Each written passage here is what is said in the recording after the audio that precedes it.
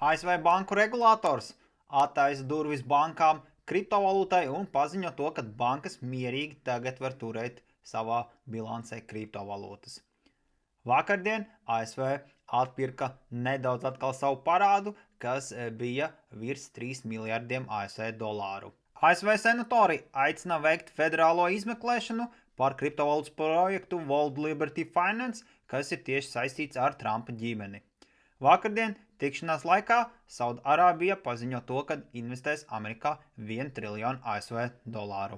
Analītiķi prognozē to, ka Bitcoins līdz šā gada beigām varētu uztaisīt jaunu all-time high, neskatoties uz to, ka pastāv varbūtība viņam nokrist līdz 75,000 ASV dolāru.